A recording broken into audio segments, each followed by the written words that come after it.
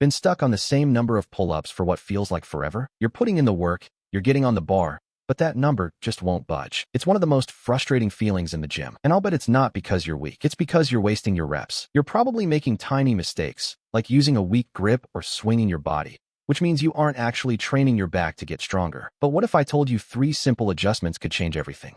I'm about to show you 3 fixes that will wake up the right muscles, lock in your form, and help you finally build some serious pulling power. Let's be real, the pull-up is the king of all upper body exercises, but it's also one of the most butchered.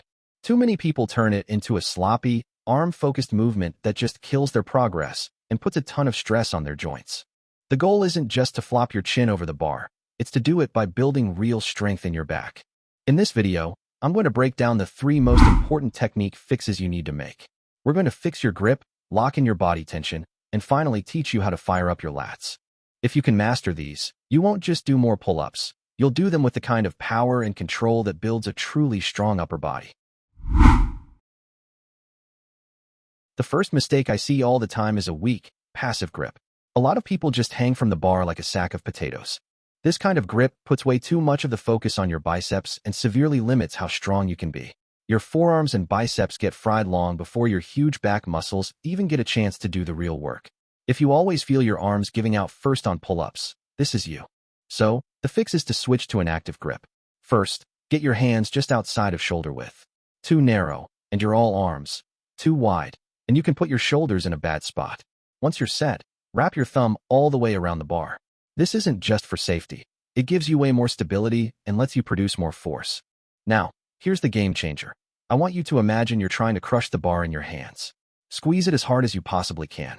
When you crush the bar like that, it sends a signal up your arms and into your back, instantly engaging all the right muscles and getting them ready to fire. You're no longer just hanging there. You're an active part of the machine, ready to pull with your entire upper body. The second place you're losing power is from a total lack of body tension. If your legs are kicking around, your hips are shooting forward, and you look like a fish on a line, you are leaking energy all over the place. Every little swing is force that could have been used to pull you up. This sloppy form just makes the exercise harder and way less effective. The fix for this is a concept straight out of gymnastics, the hollow body position. There's a reason they use it. It creates rock-solid stability. While you're hanging, brace your core like you're about to take a punch to the stomach. Squeeze your glutes tight and point your toes slightly out in front of you. Just by tensing your abs and glutes, you lock your lower body into one solid piece with your torso, forming a slight C shape. By holding this tension, you plug all those energy leaks. Now, every ounce of force you create goes directly into pulling you straight up. It's definitely going to feel harder at first because you can't cheat with momentum, but this is how you build real usable strength. By the way, if these tips are making sense and you're ready to stop wasting your reps, do me a quick favor and hit that subscribe button. It helps my channel. I post deep dive guides just like this often to help you get stronger and move better. The last and most important fix is learning to start the pull-up with your back. I hear this all the time. I just don't feel my lats working. That's because you're starting the entire movement by bending your arms, which basically turns the pull-up into a really heavy, awkward bicep curl. Your lats are the powerhouse here, and if you're not using them from the get-go, you'll never hit your true potential. The secret is mastering the scapular pull. Before you even think about bending your elbows, I want you to focus on your shoulder blades. From that dead hang, think about pulling your shoulders down and away from your ears. A great cue is to imagine you're trying to tuck your shoulder blades into your back pockets. This small move, called scapular depression and retraction, is what fires up your lats. It has to be the very first thing you do.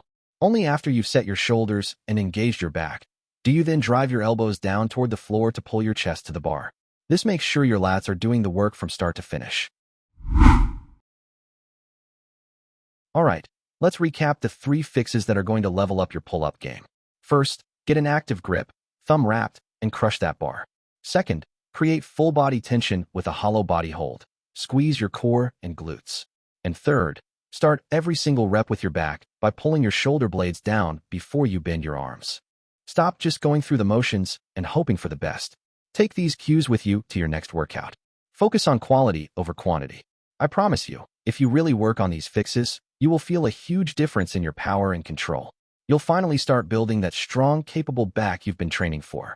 Give these a shot and let me know in the comments how many strict, perfect form pull-ups you can hit. Let's see those numbers climb. Thanks for watching. Be sure to subscribe to my channel and like the video, and I'll see you in the next one.